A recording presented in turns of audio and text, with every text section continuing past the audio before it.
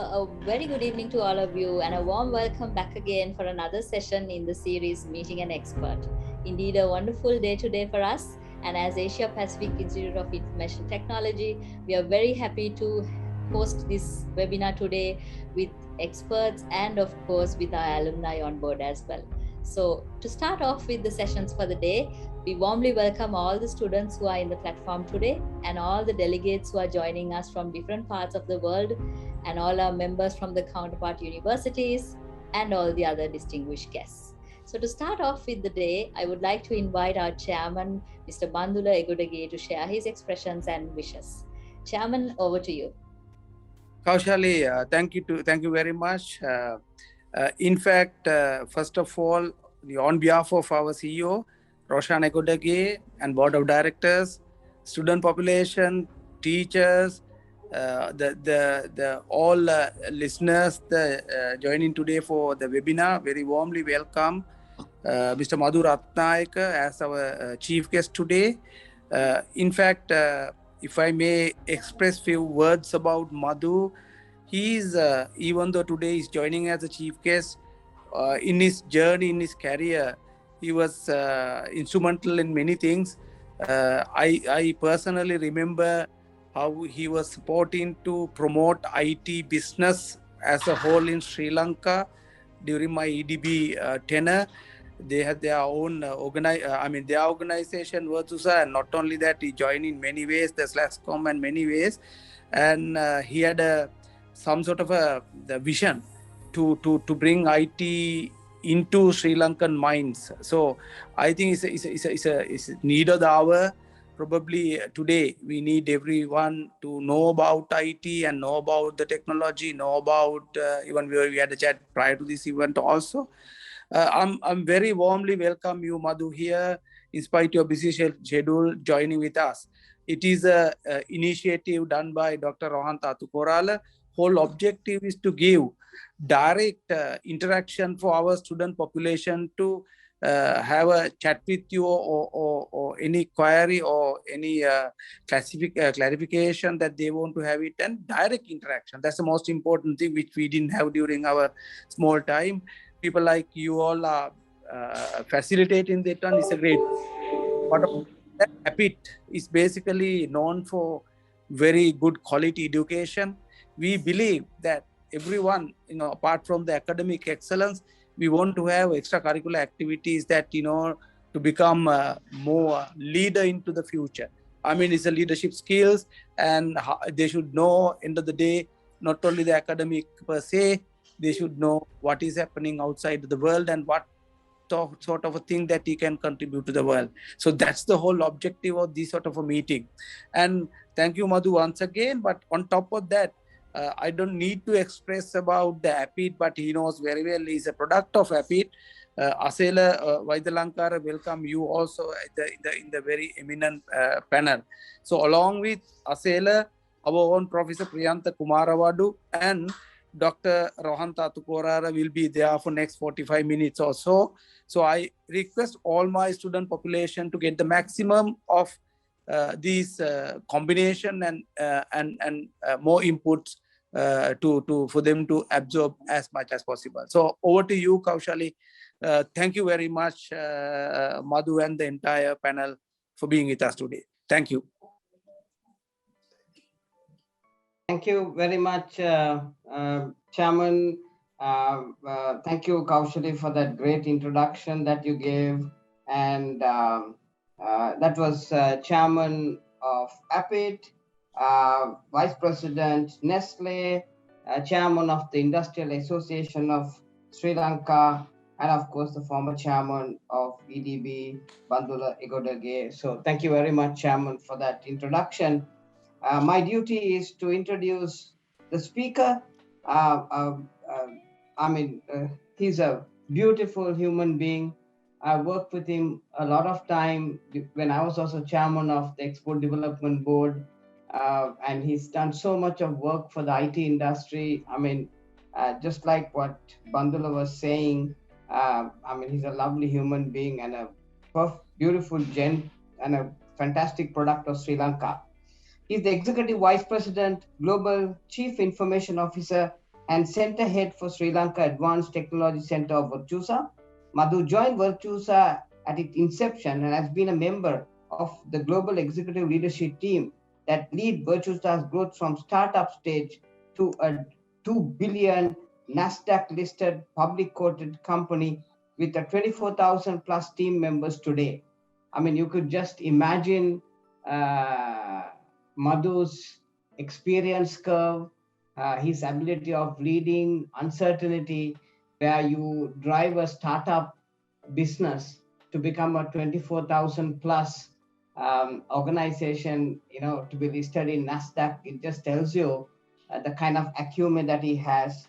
Madhu leads all aspects of Virtusa's digital strategy and focus on building Virtusa's industry-leading digital platform to accelerate client service delivery with a growth of over 20% on a category growth of over last 7 years. I mean, that also just tells you, year on year on a category growth to give a 20%, it means that, your company is, really consumer oriented, understand what happens in the marketplace and changes so quickly to remain competitive. It's also, I think, fantastic experience.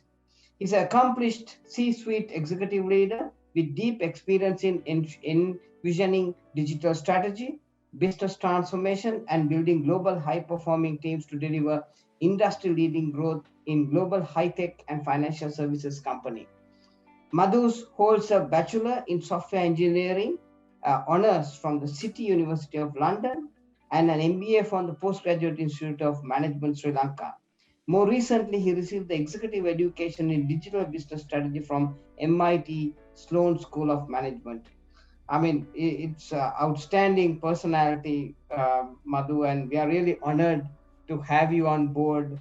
I mean, we have had so many outstanding personalities, from ambassadors to global leaders like the Simon Anholts of the world.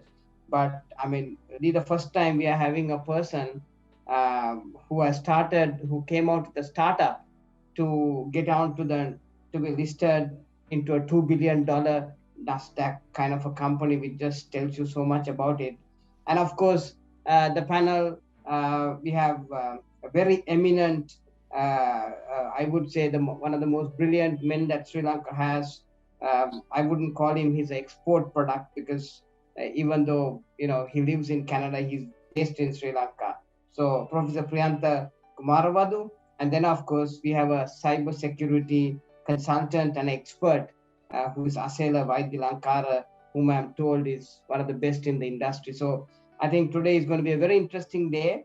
Madhu, over to you, and thank you, sir, so much for taking your valuable time to spend some time to do a bit of sharing of knowledge. Over to you, sir. Thank you. Thank you, Rohantha, for that generous introduction, and it's great to be here. Thank you for inviting me. I think I must add that Virtusa journey has been phenomenal, and it's a large team of leaders who's driving that. My part is a small part in helping us get to that point.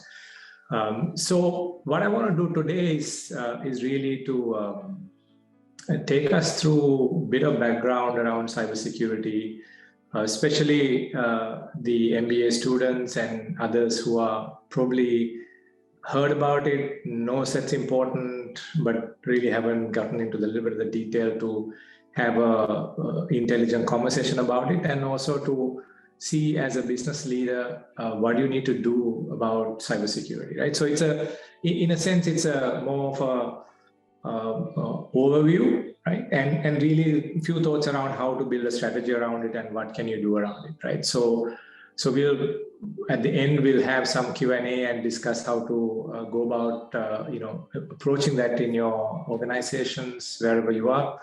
And that's my intention. So this is, I'm really assuming that this is a new topic to you and you haven't really delved too much into it. So if you have, I apologize in advance for some of the concepts might be, if you're already familiar. So my idea was to kind of demystify this and then get into a dialogue that we can understand how we are doing this. I'm involved also in Sri Lanka CERT, which is the kind of the national body driving cybersecurity. We are trying to look at the national level. So I'm happy to share some of the ideas and thoughts that we are doing and trying to do, right? So that's the kind of context. Let me share a few slides with you. Okay, I hope you can see. Yes, Mr. Madu. Right. Yeah. Great. Okay, great. So let me get started with giving you a bit of a background about why we are all worried about this thing and why this topic is very topical today and why we should all have a bit of understanding, right? This graph here, I'm sure some of you have already seen, is a chronology of what are the kind of cyber data breaches that have happened in the last maybe 20 years or so, right? If you look from the bottom at like 2004, and can you see if you look at the bubbles is like the size of the data breach, and obviously dot means where the data breach is. You can see there is a exponential growth in some of these breaches happening, right? If you zoom into the last 3-4 years, you can see, pretty much anybody and everybody who you can think of is there, whether it's a Facebook or whether it's Twitter, whether it's Aadhaar, Apollo, essentially everybody seems to be getting breached, and it's getting increasingly more prevalent in where we are, right? And on top of that, we are all trying to go digital, and more things are going into digital. So if you really look, as I was doing a bit of content for this discussion, I looked at what was happening in the last maybe 3 weeks or so, right? So I looked at some of the news articles around cyber on the last, this is last 20 days, right? If you look at that was like last 20 years, and this is last 20 days. You can see headlines, right? You can see, US president calling for a lot of the major companies to come in to create a national security focus. And you can see companies like Microsoft and Google investing $30 billion to attack cybercrime. And on the other side, you see a financial loss of cybercrime. In the UK, for example, the last 20 days, $5.7 million. And you can see regulators getting very stern about it. You can see China is passing their cybersecurity law. Sri Lanka is in the process of passing the law. It's currently in the bill state. You can say Mexico regulators are really taking a very strong stance on addressing people who are violating cybersecurity.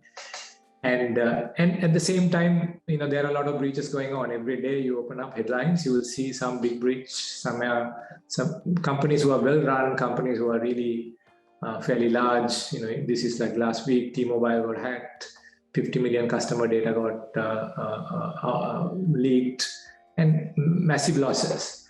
And on top of it all, there is also a significant shortage of people who can address this, right?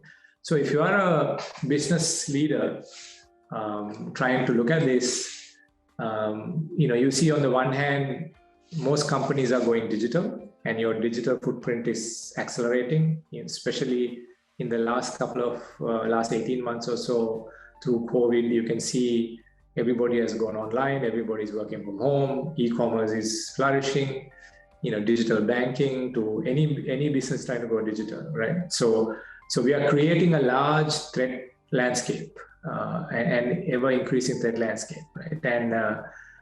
And at the same time, cyber threats are also increasing exponentially. In the last 18 months or so in Asia alone, there has been a 600% increase in cyber attacks and ransomware and so forth, right? So on one hand, you are putting more stuff on the internet and more stuff going digital, and more attacks are coming in, and regulators are getting more stringent, right? And your repercussions for not driving your cybersecurity, and you are now legally liable in most countries.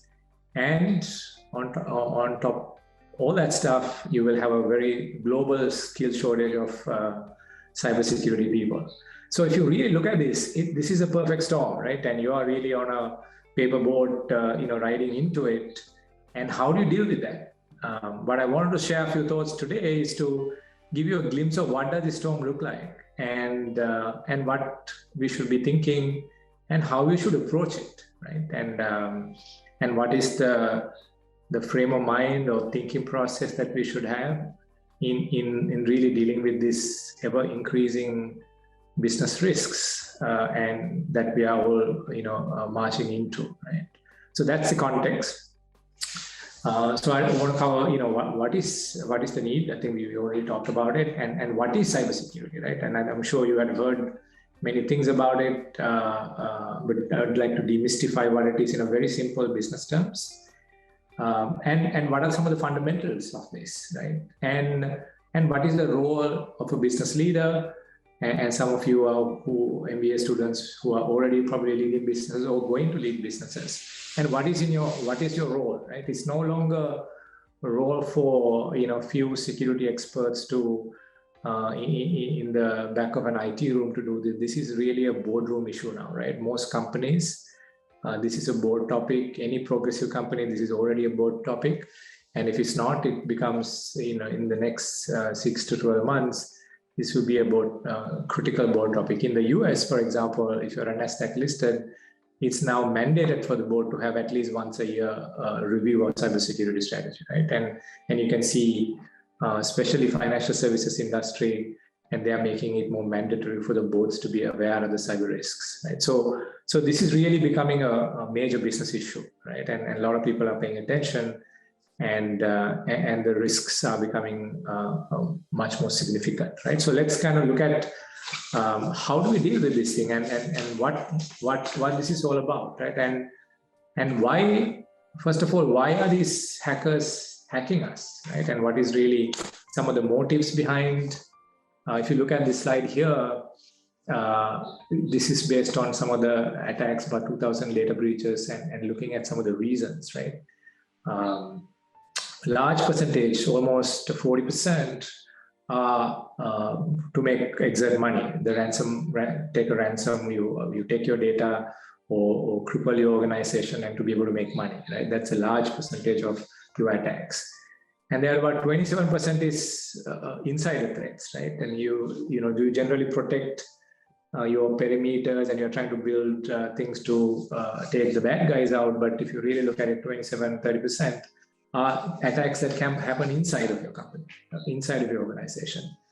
And there are increasing also number of political related cyber attacks, right? Nation states coming in and really trying to digitally attack companies, right? It's getting into a cyber warfare, and it's increasingly as companies or countries go digital, you're becoming more and more vulnerable to attacks, and your economies are more vulnerable, right? And then another large group of people are doing it for competition, cyber war. And there are also people who are angry users who are not happy with what you're doing, or really want to show you a lesson and driving that. And then there's some people who just do it for the fun of it, right? And so there's varied reasons, right? And if you really look at it, we looked at the names that was getting attacked. So if you think about organizations like Pentagon getting attacked, right? So it's no longer is about whether you get attacked or not. It's about when you'll get attacked, right? So if somebody wants to get into your infrastructure, get into your data, there is very little you can do, right? There is always a way to get in there. And if some of these companies that we talked about, T-Mobile, Facebook, and all these kind of guys who are spending millions of dollars to protect, if they can be breached, you can imagine who couldn't be breached, right? So what do we do in this context, right? What options do we have, right? And how do you really address this issue? And if you look at what kind of attacks and how it happens, right? What are the kind of the attackers' objectives and level of sophistication? You start at the bottom, things like accidental discovery, where things happen because you left the doors open, right? If you keep your doors open, somebody just casually walking around will come into your house and take your stuff, right? And by the way, this is a large number of attacks happen because you haven't done the basics. pretty significant amount of stuff because you're keeping the doors open, right? Then you have obviously malware, which are designed by kind of dubious programmers who will replicates and really goes out there. And you all know about antivirus and anti-malware stuff which are going in there. Then there's another interesting area, what they call a script kiddies. The people who doesn't know anything about cyber attacks, but there are lots of tools out there today, right? You can go and download a bunch of tools, and these guys can run these tools, and they will just look for open doors and start exfiltration things, or bring your systems down, create havoc in your organization, and you don't need to know anything.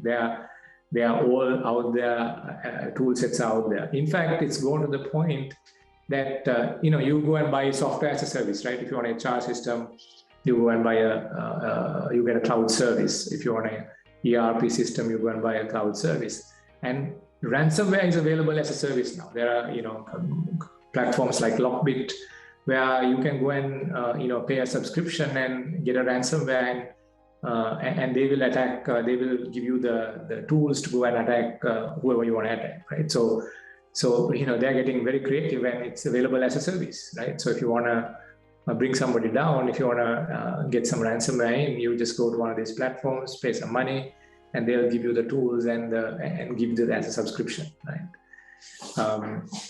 And I think the really at the highest level of sophistication is really state-sponsored cyber warfare, organized crimes where they're using very advanced hackers and who's very sophisticated, right? And when those guys come in, it's very difficult for you to defend against, right? Your strategy might be more than defending. Really, how do you limit the impact, right? What can you do to make sure that if one of these things come your way, that you have done enough that it doesn't damage you in a big way, right? So this is kind of attacks that you will see, and the motivation and why they're doing it. And if you look at the last year, the top 15 cyber threats, if you look at some of these things, you are probably familiar, things like malware. Phishing is a big vector. About 91% or a lot of the cyber attacks starts with a phishing. Just simply come through email, right? And if you really look at that's the largest threat vector. So when you think about email in the companies today, it's not only about simply communication, it's really a security platform, right? Your email platform, if you haven't got the right security filtering in place, you are probably most vulnerable for attacks. Some of the other things, spam, you know about it, where you constantly, taking all your resources out. DDoS attacks, another increasing area where especially competition, if somebody is attacking a competitor, they would release a lot of payload on your infrastructure, your application, or your website, so that it's not available to others to use, right? So if you're an e-commerce business, this is a big problem, right? Because you are getting, you are in maybe a retail season or Christmas season, you are getting ready for business, and your competitor will come and have a DDoS attack and your systems are down. You will not be able to drive that, right? Then some of the other interesting threats in the last year, botnet attacks, right? Botnets are essentially taking over your computer to be able to launch a broader attack on something else, right? You take your computer becomes a zombie, and they plant programs on your computer, and this array of these computers will then go for attack somewhere else, right? So you become a platform for others to just to compute power for them to launch an attack. And a similar thing is cryptojacking, where they'll hijack your compute power to be able to do crypto mining. Create things like bitcoins and doing that crypto mining. So they run your compute power, especially if you have a cloud infrastructure, and if your cloud is not secured, you can end up running a very large bill if somebody has get in there and used their compute power under your name, and then you will get the bill, right? So these are some of the very prevalent attacks in the last year. If you look at it, ransomware is another big threat vector. A lot of companies are getting attacked, especially in Asia. Ransomware has become a big threat, predominantly because a lot of Asian companies just pay the ransom to get on with your business, right? And they keep it under the cover, pay the ransom, and trying to get on. As a result, you encourage more people to come and attack you because you know they'll pay. But largely on the more Western countries, they'll try to take the legal route before paying. So you're also inviting more attacks by just paying the ransoms. So this is kind of the context of what kind of attacks that you're seeing. And so in this context, what is cybersecurity, right? If you really look at a simple definition of cybersecurity, it's about protecting your information asset from threat or corruption while making sure that's available for its legitimate users. Now, more formal definition of that you may have heard is what's called the CIA triage. I think this is a interesting but simple fundamental that as a business leader you should understand, so you can design or when you are asking your cyber teams what to do. And this triage is very interesting and important to understand, right? So it looks at three things. Firstly, how do you make, we all know confidentiality, right? We want to make sure the information doesn't go leaked out. So they are confidential. That's big part of cybersecurity or information security. The second important aspect is integrity of data, especially if you're running a bank. You don't want somebody they may not actually steal your data. They may come into your system and go and change a few digits in a bank account, right? And you will not even know. And that impacts the integrity and then, impacts obviously your organization. Or if it's in your payroll system, if you're not protected, somebody come and go and, enter in a employee or can change payroll data. Even an internal insider can go and change something to, pay themselves or pay somebody else. And that's really around the integrity side, right? So when you're looking at cyber security, you should look at how do you really detect this kind of stuff? How do you detect fraud or changes in your infrastructure? It might not be somebody coming in and taking your things, but it might be somebody coming in and actually changing things in your infrastructure. The last point is about availability. Like we talked about earlier, is your business, can you run your business without an issue? Is the legitimate users have the ability to get to it? So it's all about availability of your infrastructure, right? So this is the triad that when we are thinking about cybersecurity, what we need to worry about and what we need to ensure as we do this, right? So it's in a sense, it's really about business risk and business continuity. And that's the lens I would like to ask you to think about when you're looking at cyber, and especially if you are in a leadership position, or if you're getting into a leadership position that you wanted to look at this in your organization. Always kind of take a step back instead of getting into nuts and bolts of, okay, do you have a data leak prevention? Do you have antivirus? Do you have your cyber SOC? Or do you have, you can get overwhelmed with the lot of jargon that we have in cybersecurity. If you take a step back and look at, okay, what is the business risk? What are we trying to avoid? And how do we ensure continuity, right? In underlying cybersecurity, what we're trying to achieve is these two things, right? Minimize your risk and ensure continuity. Now, if you look at why some of these things get impacted, largely three buckets, right? If you look at about 43% of these stuff comes from malicious attacks, right? We talked about all these malwares and malicious insiders, malicious outsiders, nation state. That's only half, right? And about 30% come from glitches that you are not addressing. Some simple stuff like, okay, your system is not up to date. There is a security hole, there is a patch available, but you haven't put the patch in on time, or you have opened and left a port open that you should have closed, right? So that's kind of the human error side, that you're leaving stuff without addressing. So if you really think about it, almost 60% of these issues come from us not doing simple things, right? And you can avoid half the issues by doing basic hygiene and really avoiding some errors. And the other half, yes, you need defense and you need infrastructure, you need tooling to be able to do it. The interesting thing is, once you get breached, it takes typically about 280 days for you to even know that you're breached. This is the average time.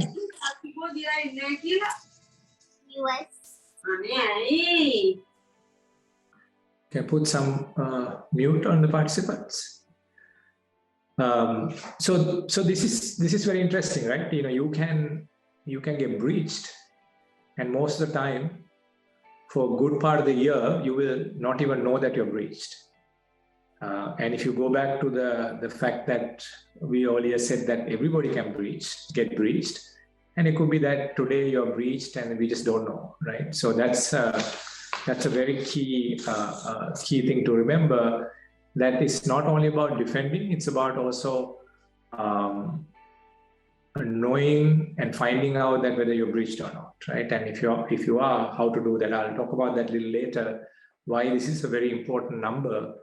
And in your strategy to really reduce business risk, right?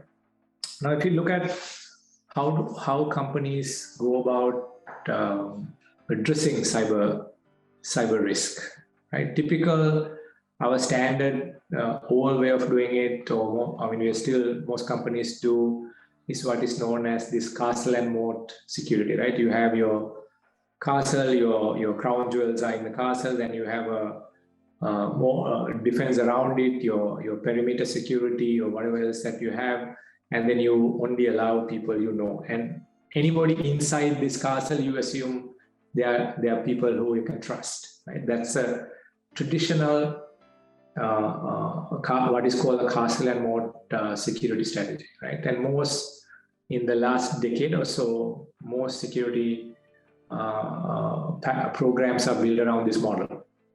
Right. And now what's happening is two things happening. One, people are no longer in the castle. They're all outside. They're working from home. They're working from outside of the office. They're working from many different places. So no longer, there's nobody inside to trust. They're already outside. Secondly, a lot of your crown jewels that you have inside the organization, which are like your applications, which are your databases, and they have also moved out of your organization and gone to the cloud, right? You are now using more software as a service, cloud services, and so forth. So there is really no longer anything inside to protect and anything inside to trust, right? So this whole paradigm of cybersecurity strategy is kind of very quickly becoming irrelevant. And what is now what most companies are going into is what's called the zero trust approach of cybersecurity, right? In the zero trust approach, instead of a castle and moat strategy, you start off with trusting no one, right? And it's based on security moving into identity, right? You verify and validate every time somebody comes and say, I want to access your application, or I want this data, I want to use this system. You will verify for that particular use and with the least privilege that you can give, right? So this is the principle that the modern cybersecurity paradigms are getting built on, right? So you're moving your security to the identity, and you're working on a granting access or granting privilege on a least privilege principle for a shortest least privilege and shortest time, right? So this is the kind of model that we should move into. And as you are thinking about your cybersecurity, or you're asking your cybersecurity team members, how are you thinking about your cybersecurity strategy? And this is something that we should consider. Now, when you come to this, I want to share 4 areas as you build a good cybersecurity approach and how to drive that with a business focus, right? So there are 4 areas that I'd like to focus on typically when I'm thinking about this. Firstly, you have to build a strong defense, right? You know, you don't want to keep the doors open. You don't want to be the lowest common denominator when somebody is, you know, going casually looking for attack somebody. You don't want to be the guy who's on the bottom of the pyramid, right? Then you know you're guaranteed to get attacked because it's not done by people anymore, right? It's done by these scripts, it's done by automated tools. So if you keep a door open, or if you're not slightly better than the rest, you can be guaranteed that you're going to get compromised, right? So you need a decent defense mechanism, whether this is about having your intrusion prevention systems, your data leak prevention systems, your whatever the system that you're putting in place, your network security, your endpoint security. You know, you have a whole bunch of stuff you can do to protect, and there is only so much you can do with it. So you know, you have to make sure that you don't go and put all your eggs in defense bucket, because you know that, you know, that's only going to get you so much, right? Typically, companies spend about 10% of their IT budget on cybersecurity, right? On all these 4 areas. So you have to balance, okay, how much that you're going to invest in security and what are you doing, right? And there are basic things like, you know, is your identity secure? Are you using proper two-factor authentication? You know, are you using basic data leak prevention things and so forth, right? So there are a few building blocks that you can look at to do that. You know, any good cybersecurity professional will help you what to do. The second most important thing is building a culture, right? And you can put however many technology platforms out there, your weakest link is your people, right? And you know, somebody, you know, using a weak password, choose a simple password, and you can put all the security in the world. But if you do that, then you will get compromised. So somebody being careless about not changing a default password, or simply clicking on an email, which is a ransomware email, right? How do you know that somebody is actually doing that, right? So building a strong culture is the second big pillar of cybersecurity, and most companies are now beginning to look at that. But this is the easiest way you get breached, right? There's a lot of social engineering that is out there now. You can very easily get into anybody's bank account, anybody's account, if you have a bit of tact in doing that. So educating your users, educating your team members is very important. There's a whole type of attack called CEO breach or CEO compromise, where you get a mail saying, hey, CEO sending a mail saying, you know, we need this something done very quickly, or do some fund transfer, or give access to somebody. And a lot of people would respond very quickly and realize that, you know, it was a fake mail, right? So it's called business email compromise. And that's a big part of this compromise, and that can happen over a few hours. Somebody can get compromised, right? So have you educated your team members? Have you educated your executive assistants? Who act on behalf of your senior leaders for doing that? So I can't overemphasize this part, right? The building the culture. It's about training.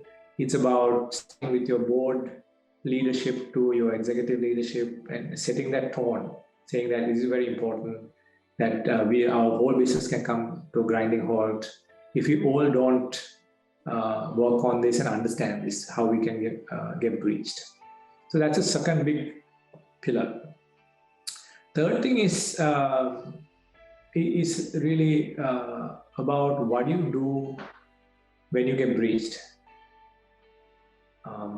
Firstly, we saw that almost anybody can get breached, right? So one of the fundamentals here is you assume breach. You assume that you are already breached, right? When you're developing your strategy, you should assume that somebody is already inside your environment. You can guarantee that somebody is in there.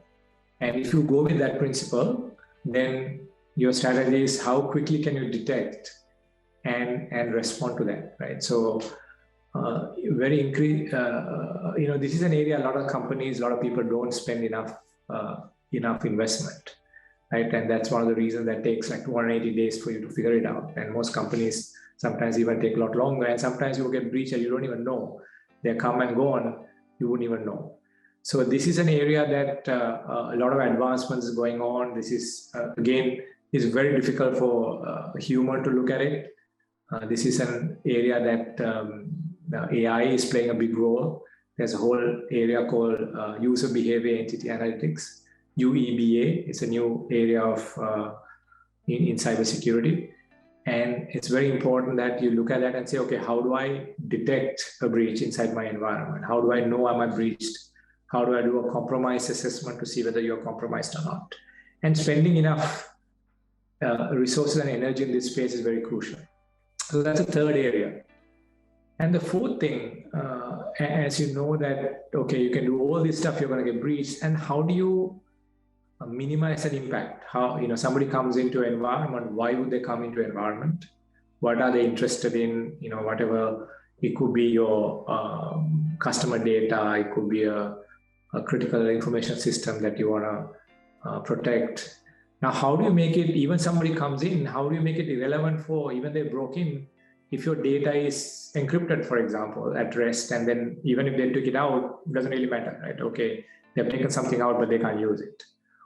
Or they make your system completely crippled, but you have a really good backup. Next day, you can get it up and going, right? So you don't have to get into a ransomware situation, right? So that's another area that people pay not enough attention in really making sure how do you make an attack irrelevant, right? Okay, you get attacked, you can't stop it, and then what do you do? Then you really need to make sure that that becomes irrelevant in your business as much as possible, right? That's why going to cloud is very crucial, right? And how do you make the business continue? So if your email system, for example, or if your ERP system is on the cloud, okay, you get breached, and a lot of these companies will have an immediate real-time availability system. If one thing goes down, something else comes up, you are in business, no interruption, right? And more these cloud providers have high availability platforms. So firstly, your ability to get breached is less because somebody else is taking care of security. They spend enormous amount of energy and they have a better capability to do that. So your infrastructure is in the cloud. Secondly, if you are taking a service from them, they will have a system to up and running. Even if they get attacked, some data center somewhere else will come up. You will have a real-time backup and you will up and running. So you become irrelevant for you, right? So moving to the cloud, getting backups, encrypting, those are things that will help you to make sure your business doesn't get impacted in the event that you will get attacked from a cyber perspective, right? So these are kind of simple framework or thought process as a business leader you can look at. And when you're getting into it, then there are a whole bunch of frameworks you can look at to address that, right? I'll share with you a couple of frameworks. I like frameworks because it gives a collection of best practices in a very succinct way, and you know where you stand. You can get a good view of, okay, are you getting started? Or are you in a certain level of maturity? What have you addressed? What haven't you addressed? What are your risks? Very easily.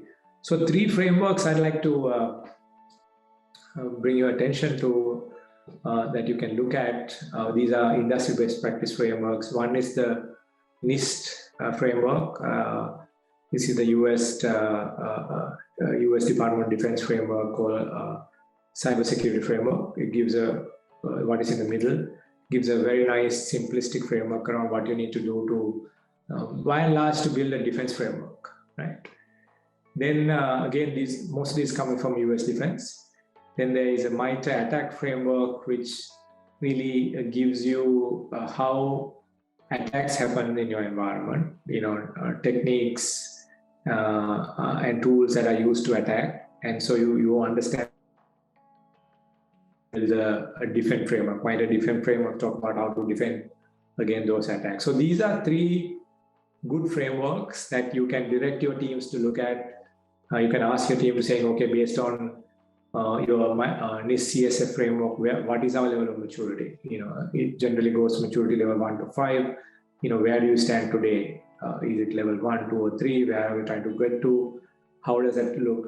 And you can even get an independent to say, okay, how is your organization stand in front as a result of this? Or you can look at Mighty Attack framework and say, okay, what percentage of attacks are we get ready to defend against? Maybe 60%, 70% we are ready.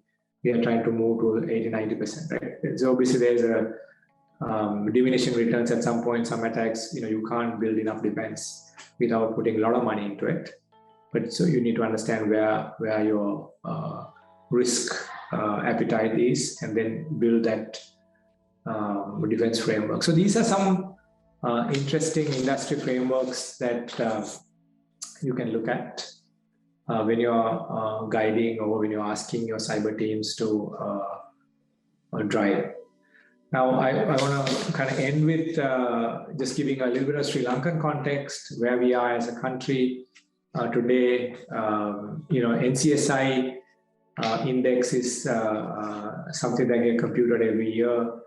There is an Estonian Cybersecurity Institute computes that based on the available data and that countries provide. And Sri Lanka is today ranked at 69 in the world ranking, and last year we were 98.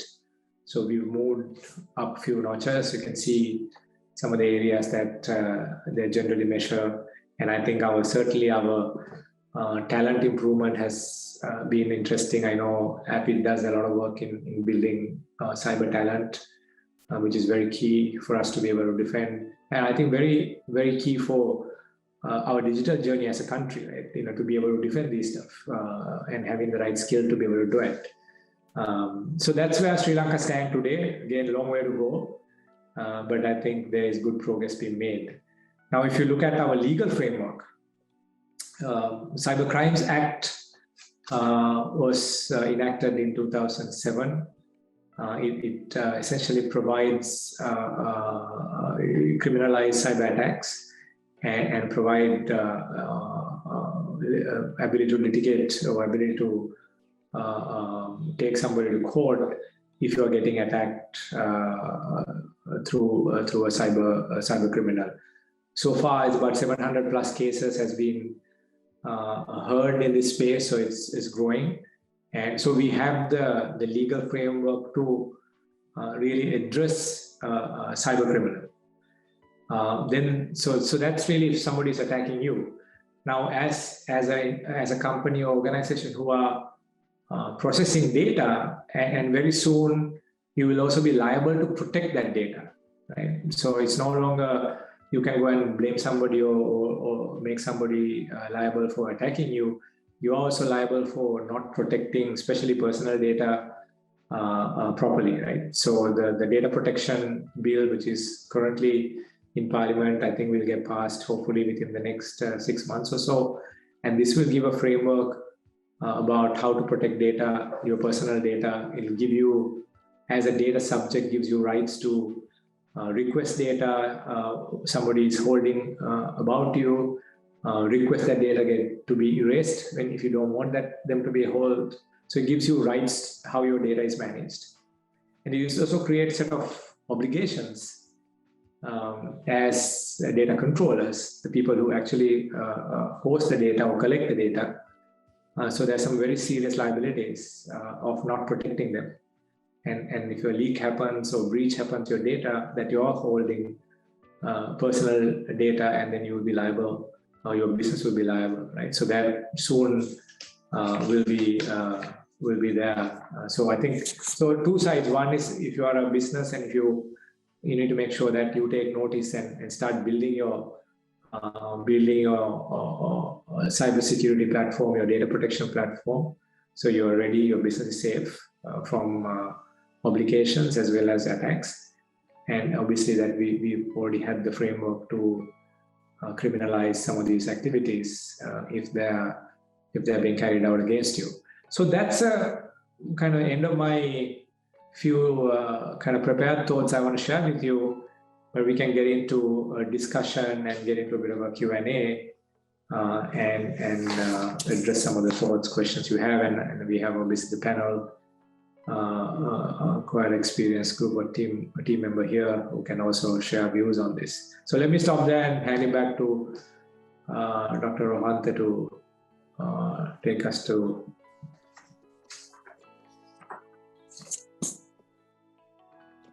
I hope that was useful and give you some background.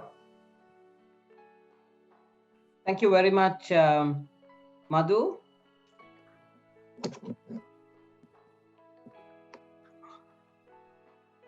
Rajiv, can we have the panel on the... Okay, let me stop sharing. Yeah, thanks. Thank you. Madhu, it was a, brilliant piece. It was so interesting. See, if I just go back to you as a career, Madhu, before we get on to our topic per se, what are the kinds of skill set that you actually required to making a startup to become such a huge organization like a 2 billion? I know there's a whole team of you who actually were responsible for this, but could you throw some light to the kind of skill set that is required? Because most of the youngsters now are into the startup game and looking at as to how they could develop their own company. Any thoughts on this, Madhu?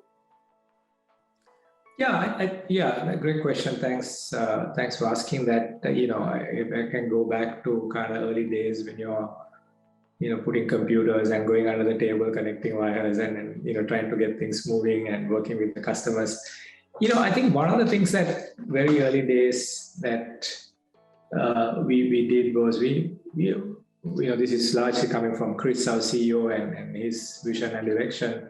We never thought of us as a small company, right? We were always, thinking when we were 10 people, we were thinking about beating Accenture, we were talking about beating Infosys, right? That's the conversation we were having, right? So we always benchmark ourselves against the best of the best, and we certainly believe that we can always go neck to neck with any of these guys, right? And that kind of drove a very different mindset and thought process in everybody who joined in and looked at things. We were always trying to be, okay, why aren't we the world's best at this thing, right? And how do we really, play the game at the top of the game, right? And never at the, okay, we are just a startup, we are just starting in. When we arrive somewhere, we want to be at the same table as a big guys, and right? So that's big part of the mindset. I think is very key.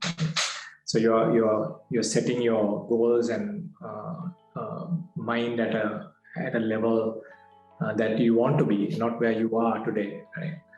And that permeates across the board.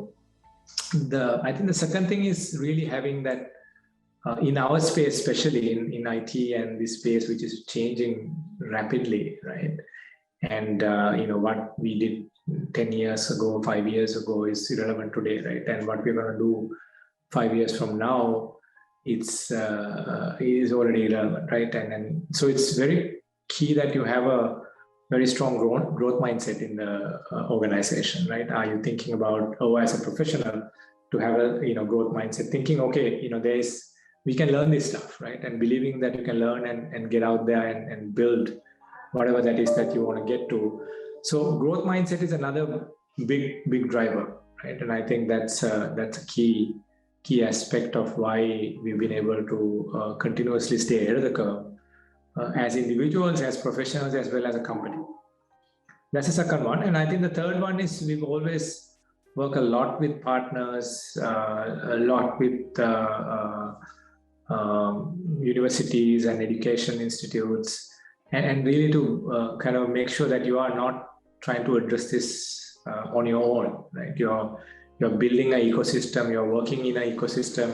So the partnerships, relationships, whether it's with your clients, whether it's with your universities, whether it's in Sri Lanka, whether it's in India, whether it's in the US, UK, we build that kind of relationships out there. So you can have the access to the talent that is required to, play at the world playing field, if you like, right? And so these are some of the things I think early stages that really helped us to grow fast and build their platform. And on top of all that, one of the fundamental beliefs that we had was to always focus on client delight, right? We call it client delight, not client satisfaction. It is really about, how do you delight a client? Satisfaction is okay, meeting what you need, but delight is about, to delight a client, you need to think beyond the client what this person might need, what this company might need, right? So that opens your vistas up to able to think, okay, what do I need to do? How do I even address some of the unmet, unstated needs of a client, right? That drives a different mindset in your organization, and absolutely, delighting customers in that sense. So those are some of the things that had helped us, I believe, that helped us to build the organization. And we've also had our fair share of luck and being in the right place, right time, and the industry was booming. That has played a big role as well. But I think we had a great team, a good set of beliefs, and we're very driven. And we are very, as a company, we are very driven, despite now being fairly large in that context.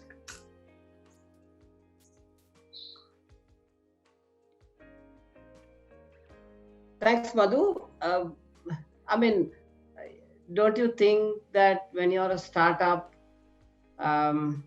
especially in the IT sector, that you sometimes want one big win, somebody to actually, the big boys to come and pick you up. Sometimes it's a customer, for example, I also run a startup out of Bangalore. It is more into brand mapping, and, we were struggling at the start, we were not doing good for almost a year.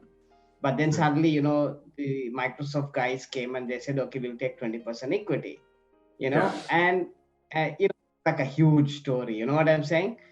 So what I'm asking is, did you all get that kind of a breakthrough, Madhu? Oh yeah, absolutely. I think that's a great point, Rohan, that you're talking about. I think most companies are built on this marquee customer or marquee partner, right?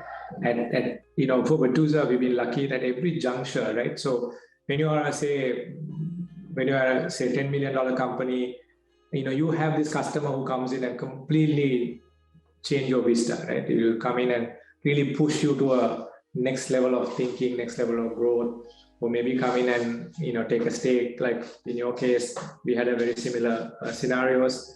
So that's a very key thing. At each stage, this marquee customer or marquee partner that comes in and really change the game and really lift your thought process up, right? We've been very lucky have these kind of customers coming in at every point of our inflection point of our growth. They come in and they will push you to a very different bar, right? That's one big thing for us. And to your investor example, we had the same, in the early 2000s when the dot-com boom was happening, and that's the time we went out there and raised venture capital. So we had some of the top tier venture companies coming in and taking a stake in the company. So they no longer brought in capital infusion into the company, but they also brought in a lot of clients, right? A lot of other customers. These venture companies are invested in many other companies. So, and they brought in those as our customers. So that had really also given, raising the capital at the right point with the right kind of partners had helped to, again, accelerate our growth at the right point. And we've also had some of the marquee customers coming and investing, a few of them at the right point as well.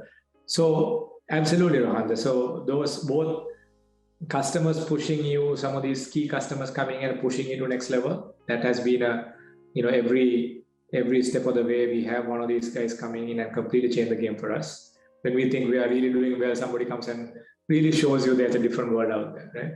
And then, yes, you have some of these investors who had come in at the right point and kind of enlarged the canvas and really helped us to grow. So both had really played a very significant role in our journey. Madhu, I don't know whether you're privy to this data, but I think 2 or 3 days back, we had the Derana getting a cyber attack. And, but the guys quickly got back on its feet. I mean, my question is that when they did the analysis, I think, if I'm not mistaken, I think maybe Acela can put more thought to this fact, but what we heard is that it's the user, the gap that the users had only made the cyber attack open up, and not actually the technology of the particular the platform. Your thought on this, Madhu? Rohan, I'm not very close to, I don't know the background. Acela, you know about this? I have not been very on the details of this. In fact, interesting question, because my previous session was all about this same hack, and that was in front of media personalities, and we were discussing the same issue of the media space, cybersecurity, and it's not a topic that really gets discussed, but how media companies, entities, digital media companies need to really take cybersecurity seriously. So if I may to just interject, the context we know is it's a very simple situation of a user getting compromised, whereas what I'm told is the user had shared, or rather recycled the same password over multiple platforms. So it was not indeed a direct link, but it was some other platform. The password was exposed, and that same password was used. Unfortunately, the session, I'm told, was pre-authenticated. So although two-factor was on, the session was already authenticated. So which gave the sort of the opening for them to take over. But Derana being what it is, I think they're a tier 1 partner with YouTube. So they were able to quickly rectify that situation and get operations back. But certainly a wake-up call for media organizations, which pay less attention, I would say, for aspects of cybersecurity and IT security as a whole, because they feel it's not a value addition sometimes. But certainly the conversation that I was in today, it seems different, and it's gotten to the point. I think they'll take it a little more seriously.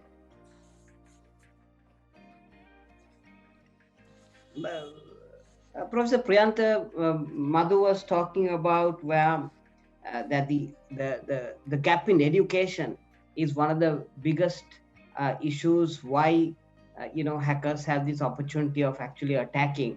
I mean, given that you're in the space of education also, I mean, what are your thoughts about having programs on cybersecurity, educating people, and what are the areas of that actually you need that theoretical kind of gap to be closed in Sri Lanka, which will help corporates? Over to you, Professor. Yeah, thank you, Rohan. I think the Madhu actually clearly explained the importance of securing especially digital assets, like in most organizations, maybe the industry partners, etc. But one of the things that we also see, especially the industry as well as academia, that the cyber security talent development, which is one of the core, especially for any industry, in order for them to sort of like get the required number of specialists or the professionals. Of course, we have to sort of like partner with the industry as well as then of course we have to develop the talent pool. And actually, I was like telling my students all the time, like I just like take some stats, like as Madhu did. Now, for example, say by May this year in the US itself, so there are about 500,000 open positions in cybersecurity. So that was quoted by one of the tech job tracking database from the US Commerce Department. So that means there are multiple reasons for that. Probably the organizations might not find the required people, and then probably although the applicants there are applicants, but probably there may be they don't have enough qualified people to fulfill these the positions. So therefore, what you can see is like, and then if the people are who applied are not qualified enough. So that definitely it will create a real big vacuum in this field. So therefore, I think what we really want is like, as an organization, especially the education institutions, we also have to think of like giving the proper training for the students who are really want to start a new career, or maybe if someone wants to sort of like start or maybe switch careers, or maybe transit from one to the other. So I think that would be the thing that we have to consider. And also what I would suggest is like, even for the professionals or the students who are really thinking of like maybe a career switch or maybe starting a new career, I think this would be the best time. There's no greater time than now to find work, especially in the cybersecurity, because there's a huge demand. And also like I found that recent the Gartner research said like about 2 million opportunities are the cybersecurity spots available by 2025. So that's a huge the vacuum in the case of like the cybersecurity professionals. Now just to sort of look at what we have to do, I think so there are multiple ways that we can develop these skills and the talents, not only in Sri Lanka but all in the other part of the world as well. Now, for example, say, of course, we do run, different undergraduate programs. Also, we do have a master's program, especially to convert existing, the practicing professionals to the cybersecurity arena. And also, like, there are a lot of like certification programs which are available, which might be one of the requirement, especially I've seen like especially North America. So these certification programs are one of the requirements for, one individual or the professionals to get into the cybersecurity, the profession. So therefore, I think these are a few things that we can, carry out. Now, for example, even as an institution, we also, run the cybersecurity degree programs, and also we run some certification programs, like, for example, say the EC Council. We have EC Council partnerships. EC Council is one of the top American organizations which offers a cybersecurity certification and education and training.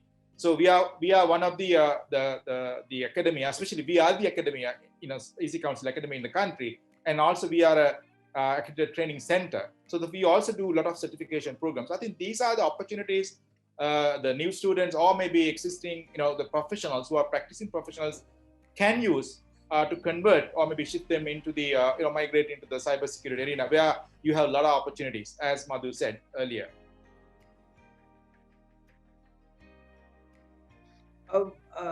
Asela, I mean, I'm just picking up from the thoughts that Madhu was saying. And, he gave a very beautiful view of how this whole, how this propagates and what the issues that are there for cybersecurity. I mean, since 73% of our companies are SME-led, I suppose it really opens out for cyber attacks. What is your view on that, Asela? Thank you, Doctor. That was an excellent question.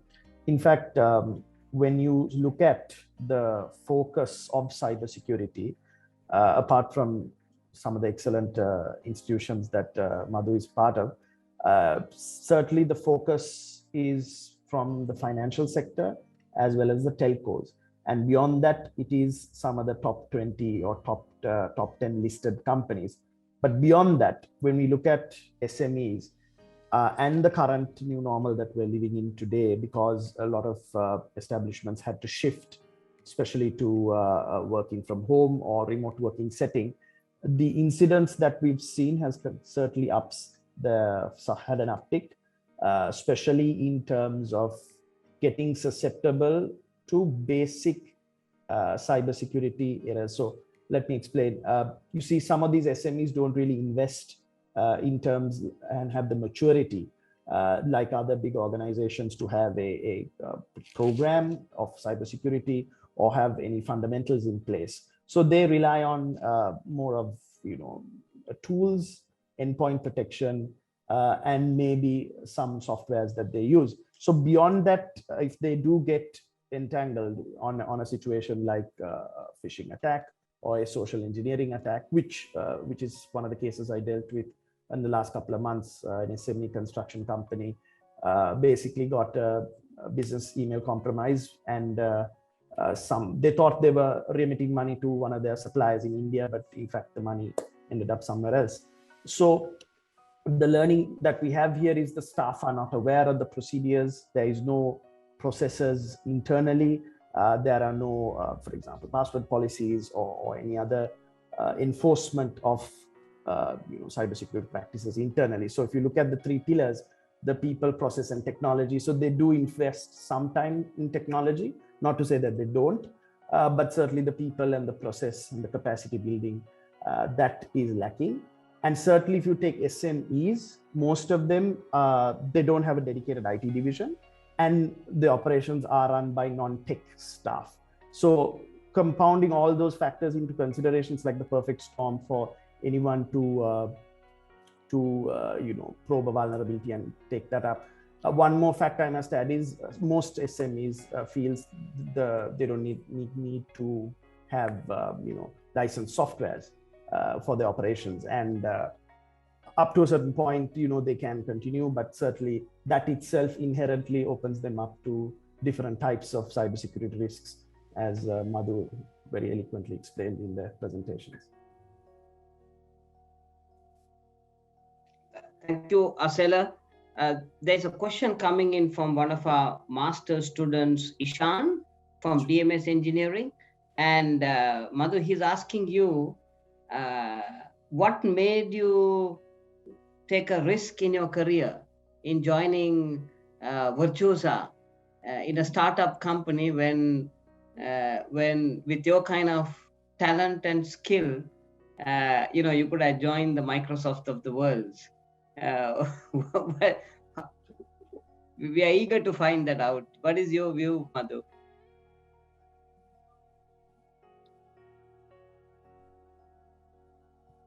Madhu, you're muted. Yeah, in fact, good question. In fact, if I had sat down and thought about my job and what should I do and where should I go, I probably wouldn't have joined Virtusa. The fact that I wasn't thinking too much when you're starting off, interestingly, one of my friends were there when, we studied together in UK, and then I worked there after that for a little bit. And then when I was coming back, he was saying, hey, why don't you talk to these guys? And then I met Chris, and, Chris is a very persuasive leader, and he had a, very compelling vision. I said, yes, I didn't look at anything else, quite honestly, at that point. I would have probably ended up somewhere else if I did search for jobs and did the standard thing of looking. So he was I was being, okay, this is an interesting place, and it looks, and my friends are there. So I didn't join because I rationally thought about it and said, this is the company I want to work. I had none of those thoughts. It was a fun place to be with my friends, and therefore I joined, and then we got lucky. So it's very strange, Madhu. I mean, the other day we were having a chat with Kasturi, and she said she only just wanted to play netball, and she joined Someswaran, and she said, you guys have to look after my studies and I'll play netball for you. And today she's one of the top CEOs of Sri Lanka. And you are telling that you just joined because a friend was there, and you ended up, being in a company which is now $2 billion. So, I mean, what advice would you give? What advice would you give a youngster? What advice would you give a youngster? I didn't want to add this part to this, since you talk about Katsuri's basketball. This is a guy I would have a beer with when I was in UK, right? So I thought, okay, if I work here, maybe once in a while we can go after work and have a beer together without having to go all the way. So and at the same time, do some coffee.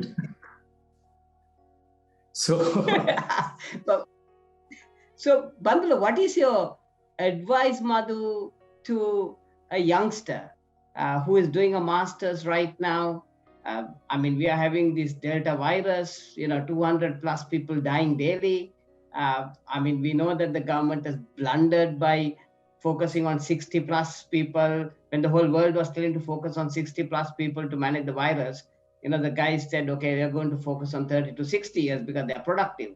And now you have like almost 8,000 people dying on a daily basis to date, and 75% is above 60, and 80% of those guys are not even vaccinated. So, I mean, in this kind of a background, what advice would you give a youngster, Madu?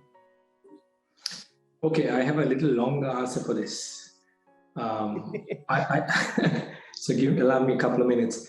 I think we are probably in one of the best time in whole of mankind today. In terms of, if you really look at, if you are in technology, if you are really be getting into work or getting into starting your own thing, there is not a better time, right? This is probably, if you had probably born, or if you are born 10 years ago, or if you're kind of not past your prime right now, you probably have missed this wave, right? We are right now in an unprecedented time. I'll tell you why, right? If you really think about technology, right, in the last decade, 3 decades or so, has been tremendously growing, right? And I mean, the simple thing is, about the Moore's law, right? Moore's law talks about every 18 to 24 months,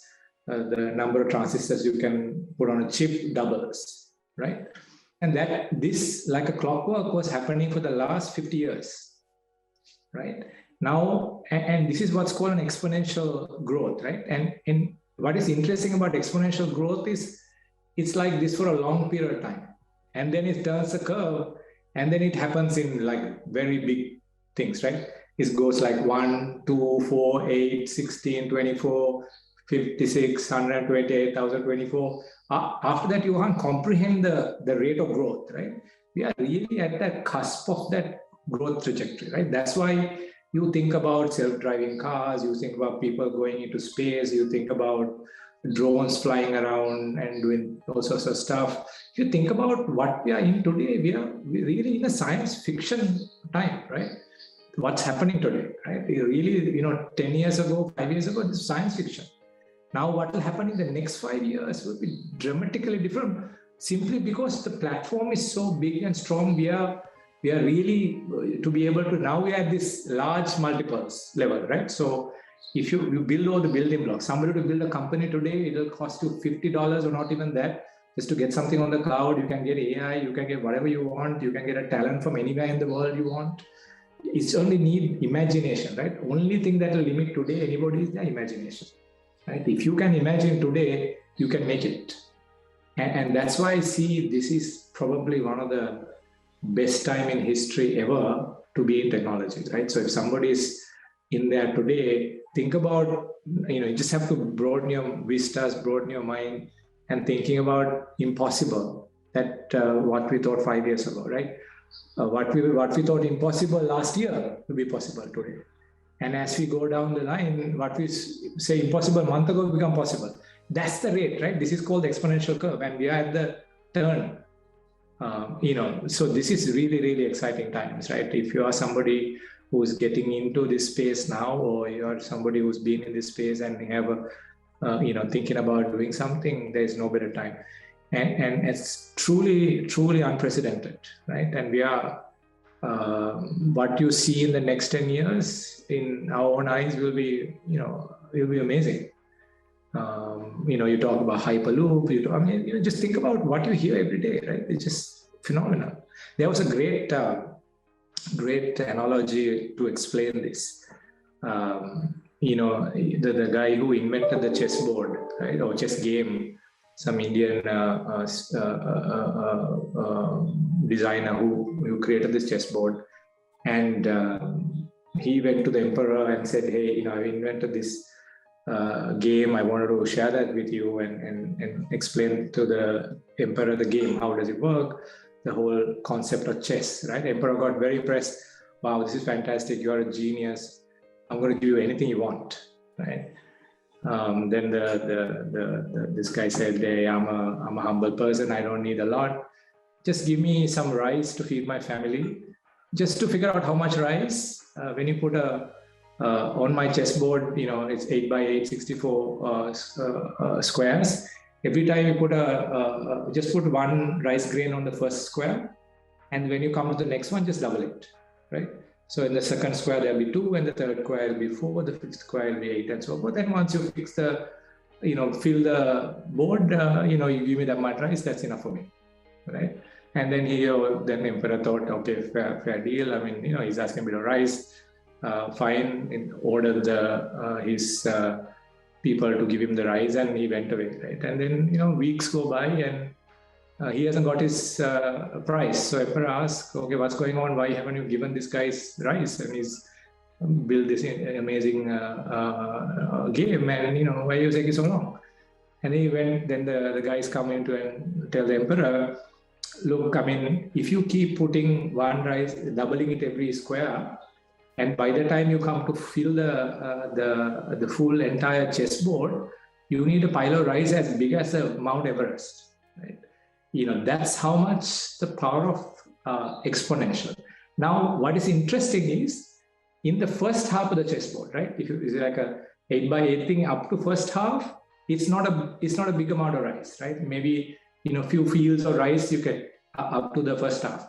The second half is the exponential growth really kicking in, right?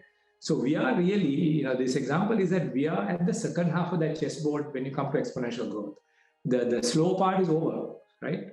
And that's why it's exciting. That's why all this stuff that build up will create a phenomenal growth ahead, right? So if somebody is thinking about what field to get into, what to do, this is really the time. I can't get more excited than this about this thing, and it's really phenomenal. I think what's going on, if you go and look at the stock market and look at what's happening with the tech stocks, biotech, nanotech, IT, it's signals are everywhere, right? And it's just that we are really turning the curve.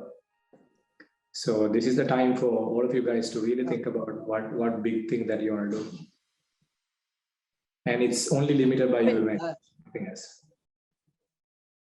Actually, Madhu, what you say is spot on, to be very honest, because even in business, we see that the people who are actually skilled are coming out very, very strongly. The guys who are much more focused to their work, the people who are more passionate in the job they do, they are a little bit fearless because they are so passionate on the work that they do that they are actually extending themselves and stretching themselves to go and perform. And we can see that in business. So the real, I remember one of my bosses once saying that the best surfers emerge during troubled times. And I think that is true. We see the best surfers emerging right now in business, while the guys who are like anyway on the bus because the bus is going are finding them and they're actually struggling. But Madhu, my point is that a question to you from me is that, we have all the best brains in the world, but yet the world could not yet beat this virus. And in every single country, this virus is beating mankind. And, as we speak today, 4.5 million people are dead. Another about 213 million people are affected. We don't see anything coming in the near horizon, a big breakthrough. We don't see. How do you interpret the current situation, Madhu?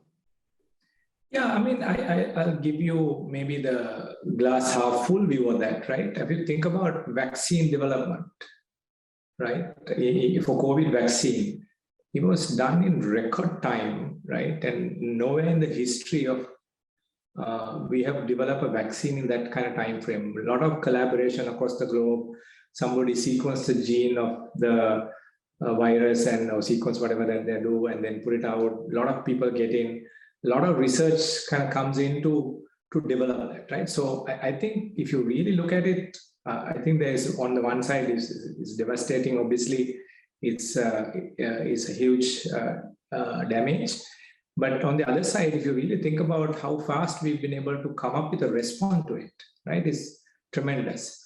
On the negative side, right? So I think that's very impressive, right? We are now be able to build vaccines in the record time, and collaboration is there. On the other side, think about this virus, right? It doesn't get communicated by mosquitoes. It doesn't get communicated by water. It doesn't get communicated by food. How does it communicate? People being stupid, right? It only communicates from person to person, right? So it only talks about that how people are not being protective, right? There are simple things you can protect.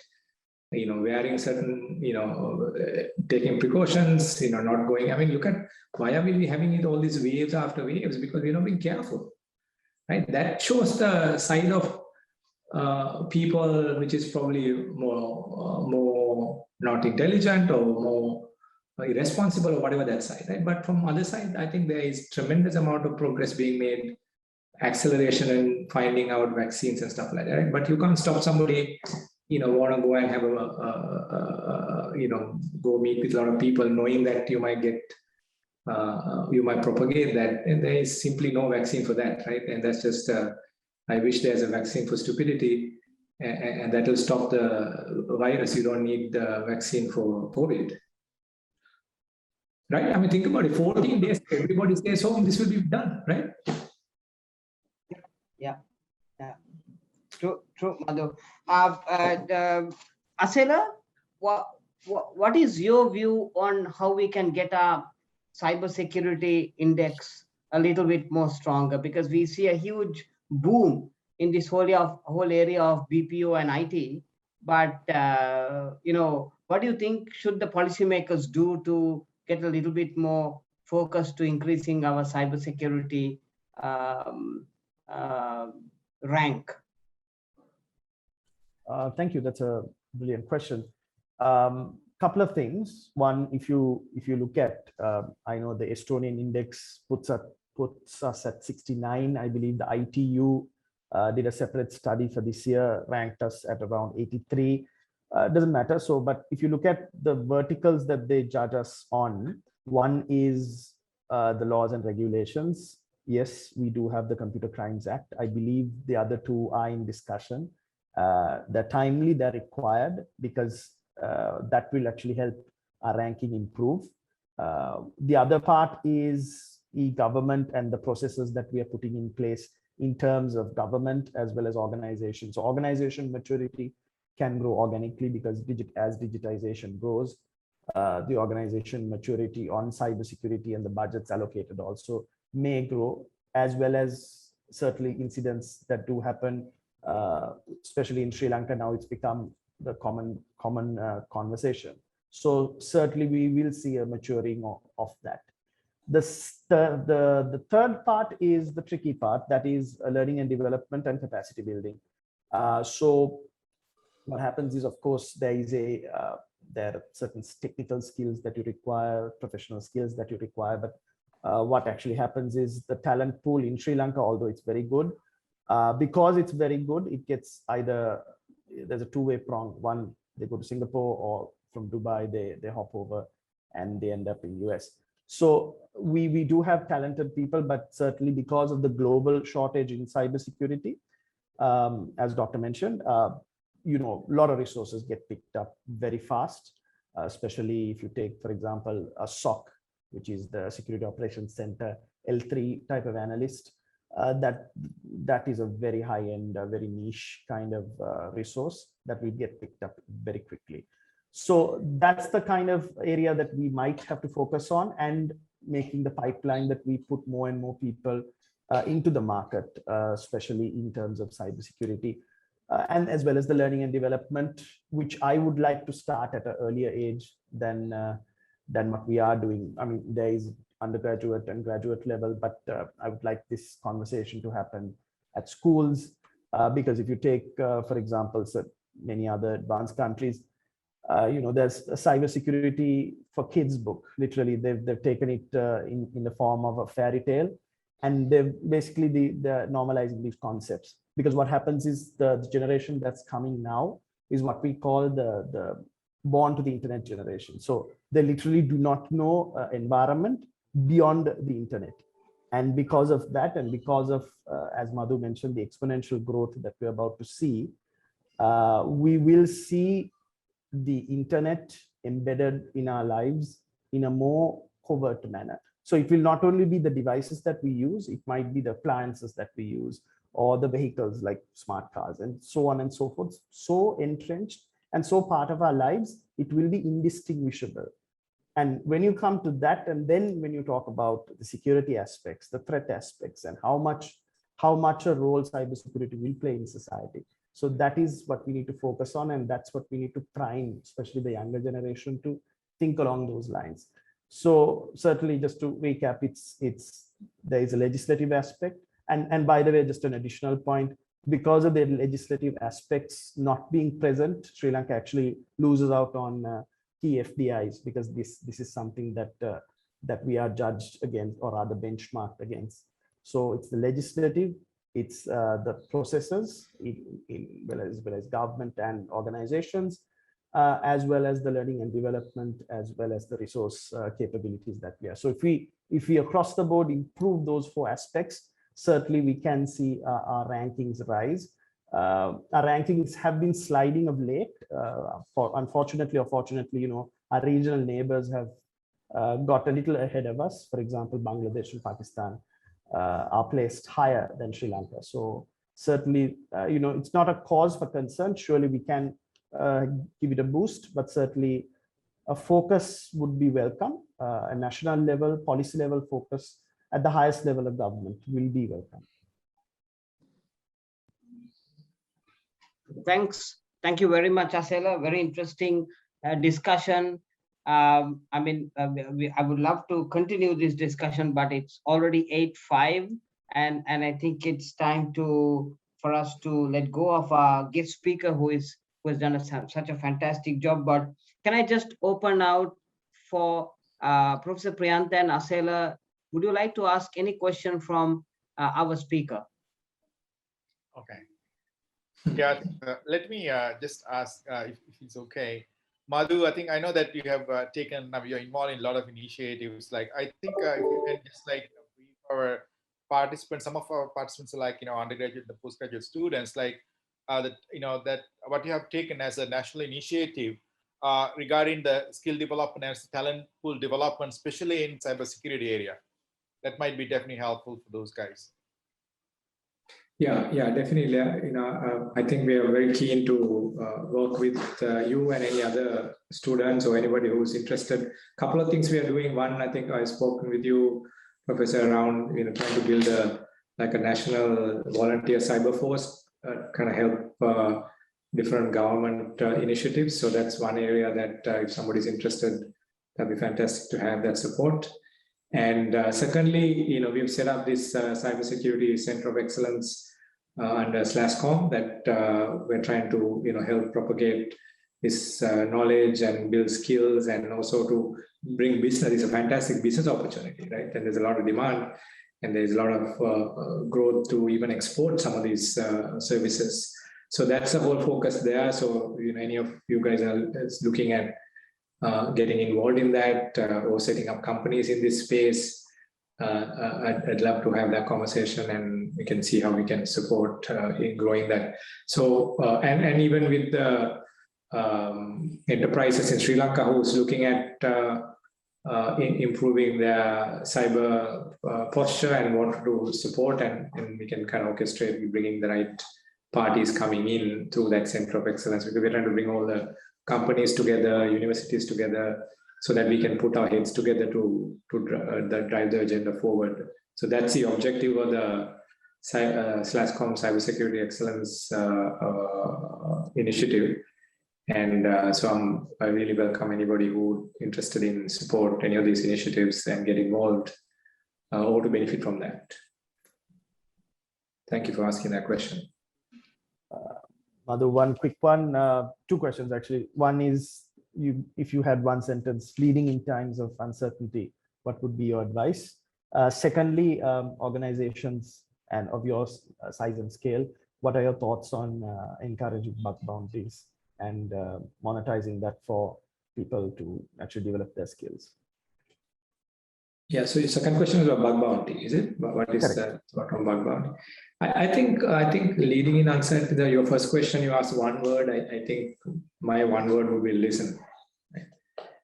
Really listen to your teams, listen to what's going on outside, making sense, right? And a lot of the time, you work on the paradigms you have, and paradigms are changing so fast, right? So unless you're really understanding what's underlying assumptions are changing, you won't be able to be relevant, right? So I think it's very key that the listen will be my one word for that. Bug bounty, I don't have a lot of experience in that, Asela. I think you need to have a certain level of maturity and certain level of thing to be able to put something like that out there, because you're going to invite people to come and check you out, right?